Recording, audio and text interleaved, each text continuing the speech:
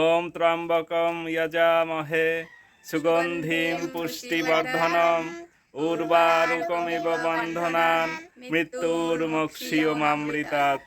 Hello viewers, আজ সোমবার আমরা যাচ্ছি শিবশঙ্করের কাছে। খুব কাছেই মন্দিরটা, চলুন যাওয়া যাক। আমরা যেখানে থাকি এখান থেকে কালীবাড়ি খুব বেশি দূরে নয়, সব মিলিয়ে 1 কিলোমিটার মতো পথ হয়। এই কালীবাড়ি শতবর্ষের প্রাচীন, কালের সাক্ষী হয়ে মা এখানে রয়েছেন নবগঙ্গা নদীর পাড়ে। এই মন্দিরের ইমারতে দেখা যায় প্রাচীন স্থাপত্য রীতি। ব্রিটিশ আমলে এমন ইমারত বহুলভাবে নির্মিত হতো। হাল আমলে এসে মন্দিরের অবকাঠামো আধুনিকায়ন করা হয়েছে। মন্দির প্রাঙ্গণ মন্ত্রোচ্চারণের পবিত্র শব্দে গমগম করছে।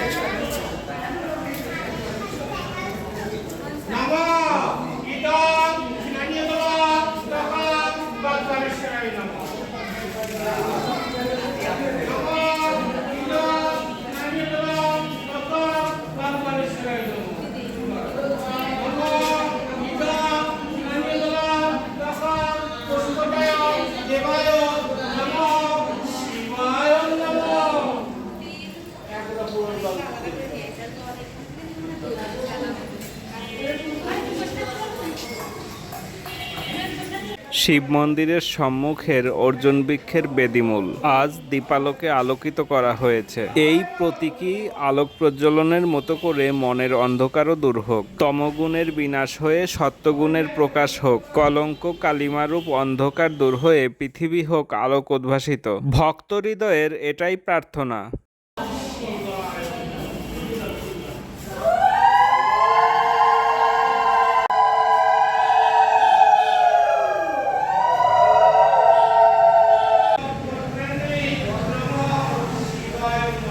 আমাদের পুজো দেওয়া হয়ে গেছে। প্রসাদ, চরণামৃত ও আশীর্বাদী পুষ্প হাতে টুসুরমা দাঁড়িয়ে আছে। হাজার হাজার বছর ধরে যে সনাতনী সংস্কৃতি আমরা লালন করে আসছি, এর অন্তর্নিহিত তাৎপর্য অনেক বেশি গভীর। এসব শুধুই আচার সর্বস্ব নয়, ভক্তবৃন্দ যা কিছু করেন এর পেছনে গভীর দর্শন আছে। সেই দর্শনগুলো যেন আমরা উপলব্ধি করতে পারি। ভগবানের কাছে এটাই প্রার্থনা।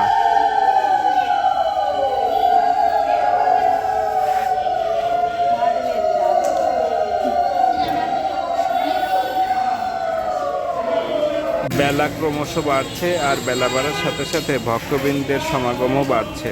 আজ বৃষ্টি নেই, তাই সুবিধা হয়েছে। টুসু, পারবা? জগতের মঙ্গল কামনায় আমরাও ধূপদীপ জ্বালাচ্ছি। সকলের চাওয়া যখন সুন্দর হয়, তখন সৃষ্টিকর্তা অবশ্যই সেটা পূরণ করেন।